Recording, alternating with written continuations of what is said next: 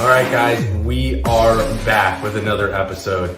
And one of the things that really plagues men today is the fact that we can't understand EQ, emotional intelligence, right? Really understanding how other people are feeling in a conversation or in a situation in general. Most people think that when we say things, that's where we're predominantly coming through with what we're trying to convey, but that's not true. What it is really body language, facial expressions, tones, all of those things really are where the conversation is happening. And if you are unaware of your own emotions, you can't interpret the emotions of other people and really dive into the conversation that's being had. Because at the end of the day, your subconscious is betraying you emotionally as well. So if you can't understand where you're coming from in that conversation and how you're being seen, and then vice versa, seeing the other person for what they're actually trying to say, well, you're going to have a lot of not symbiotic conversation. You're going to have miscommunication and friction. So for all of us men out there, whether it's relationships, whether it's with colleagues, whether it's with ourselves, we really need to understand first and foremost where our emotions are. So the reason we need this is so that we can enhance our communication skills and we can become better men and be more empathetic to those around us. Well, how do we start this conversation? The first thing we have to do is understand here, guys. Understand what is inside and really question that. When we get into a situation, think about how you're feeling and then think about why you're feeling that way. What's provoking it? When you can get into those conversations in here first, then the next time you encounter a situation with somebody who's running into a similar friction point maybe in their life or even in the conversation, you can be like, well, this just happened and I typically feel this way when that happens. Therefore, there's a good chance they're probably feeling the same way. How can I support that person and hold space for them so that they can actually feel seen and heard, and we can truly have a good, cohesive, communication. That's what we want, guys. But until we really get into the crevices of where we are having feelings for a situation or having emotions for a situation, then we're always going to miss the mark. We're never going to be able to enter into those conversations and be great leaders. Because a great leader isn't just somebody who can lead, direct. Even if you lead from the front and you eat last as a leader, you're always going to be missing the component of emotional intelligence if you do not work on that yourself. Because at the end of the day, to get your people to buy into you, to get your people to buy into the mission, we have to actually understand our people and they have to feel seen and heard. But we can't do that without the emotional intelligence piece. So first thing is starting with ourselves. Question when emotions come up from situations, what provoked that emotion and why we're feeling that, and then catalog that into our brain as, okay, when the next person does this, or when I'm talking with somebody and they do this, then they probably are feeling the same way. How would I like to be responded to if I were in their shoes, right? These are all great questions for us to ask. And then when we catalog those things, we can really assess that and then implement it with the conversations, especially in our relationships. The other piece there is that there's a high likelihood that you know the person you're in love with, the person that you're in a relationship very well, or at least partially well, even if you're not paying attention. And you know that if something provokes a certain emotion in them, the way they see it, you can almost assume the way that they see it because you know them very well. You know their past. You know the experiences or majority of the experiences they've been through and what they're connecting their mind to, which is then provoking the emotions that they're having in the conversation. So really in relationships, especially in long-term relationships, the biggest thing, and it's only really one piece, you don't even need to know the other piece. The other piece becomes an assumption based on your experiences of what other people potentially may be feeling. But with this, It's really about, you can actually link the emotion to why they're feeling a certain way because of the fact you know them. So really the first piece in a relationship, and really the only piece in the relationship, is understanding what happened that provoked that, and then how that person is feeling because of that. And you typically know how they're feeling because of it, because you know what's going to be the trigger. So assessing your own emotions, again, gets you into the position to say, oh shit, they're feeling this way. This is what was said, or this was what the situation was. And then that provoked them to want to have some form of spark of emotion. Well, then that emotion, is linked to a past scenario of whatever it is that you guys are having the conversation about. And then you can support that person so much better. Like, you can support them in a way that they've probably never been supported by you before. So if we're working on emotional intelligence, we're truly working on ourselves first. That is what emotional intelligence is. And then we're working on the conversational piece of where we are in that communication with people.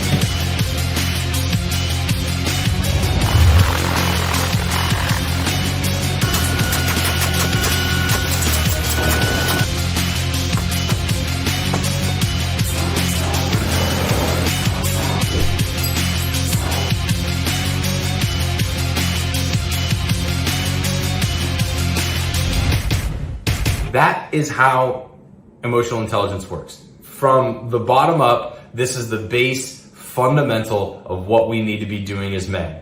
If you're refusing to answer those questions with yourself, you are saying that I do not care to be emotionally intelligent. And that's fine, but you will be a shitty leader. You will always be struggling as a father. And if that hits a nerve, I don't really care. That's the truth. You're always going to be struggling as a husband. And you're always going to be struggling as somebody who can't attach to empathy, because the fact that you are unemotionally aware. Unemotionally aware. I think that's right. So really getting to the point of how can we better assess our emotions. And the next piece to this is really diving into that in every conversation, or at least retrospectively, right? So if we look at this retrospectively and be like, man, I really felt anxious when I was having that conversation with Julie. Why? Why did I feel anxious? What brought that up? What was it? Anxiety, or was it fear? Was it an insecurity? What was it that caused this? And then when I see that in other people, and then what was it that I was conveying outwardly when I was feeling that way? That's the other thing that we need to think about. Because like I said, our subconscious is going to betray us. You're going to speak with your body more than anything else. And then your tone is going to betray you as well. I can't even tell you guys how many times my wife's been like, you said something, but your tone said another thing. And that is because my tone was conveying what my real message was, which was either I was annoyed, I was pissed off, I had some other thing on my mind, I wasn't fully attentive, whatever it was, my tone conveyed that to her, even though my words did not. So if our tone and our body language will betray us with our authenticity, then we may as well get in line with the tone and body language, become authentic in our conversations by understanding where our emotions are. And in this, when you're able to step back and retrospectively look at this, you can then, again, catalog the features of that emotion, of that situation, and allow those to sit in the memory bank and bring those up when you're having that with other people. And especially with your kids, especially with your spouse, these are all great times to bring it up and practice it, because they're who you spend the majority of the time with. And practice it with your colleagues. Like, the more you learn your colleagues and the more you understand emotional intelligence, the more you're going to be looked at as a leader in the job market, the workplace, you know? Or if you own your own business, if you're trying to become a better leader, because inherently not a lot of people are great leaders. It is a learned skill. Now, some people have leadership energy. Some people bring that to the game, but at the end of the day, leadership is all a learned skill. People can gravitate towards you because of your presence and because of the energy you put out. That's fine. They gravitate as followers to you as a leader who has some air of confidence, some presence of leadership. But at the end of the day, unless you learn the skills, you're still going to be a shit leader. So we have to build the toolbox. And so when we're talking about emotional intelligence, it is really about leadership. It's really about diving into, how am I going to show up as a better leader in my personal life and in my job? And then how am I going to be confident in that leader as well? Because the more we understand ourselves, the more we're going to be confident in how we step forward for other people, how people view us. We're going to be like, well, yeah, I made that decision and we went that route. May not have been the best route, but I own the decision because of the fact that I'm a confident leader and I really assess the emotional state of the environment, the people in it, and it wasn't offensive or it wasn't abusive to anybody. So while the decision may not have been the 100% correct one, you made one with the assessment and inclusion of the other people's emotions and your emotional state. You know, it wasn't provoked by an emotional response in you. So thinking about all these things is how we compound this, what people refer to as EQ, emotional intelligence, emotional quotient. This is how we actually follow this protocol. This is the starting point for this.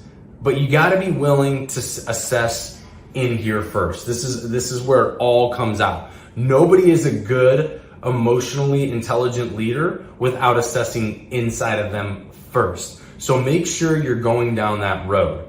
Make sure you're taking the time to at least retrospectively look at the situations and give yourself the ability of really seeing where you were in that moment and really seeing, even mentally picturing the way that your body was, the tone of your voice, your facial features. What were they doing? Were they betraying you? These are all things we need to review. We get the opportunity to review. And as we do that, we're going to start to see that we're flexing that emotionally intelligent muscle, and it'll make it easier for us to utilize that with other people in our lives. All right, guys. Hope you take something from this. Make sure you're going out there being better leaders, men. The world needs it. Stop sucking ass. All right, until next time.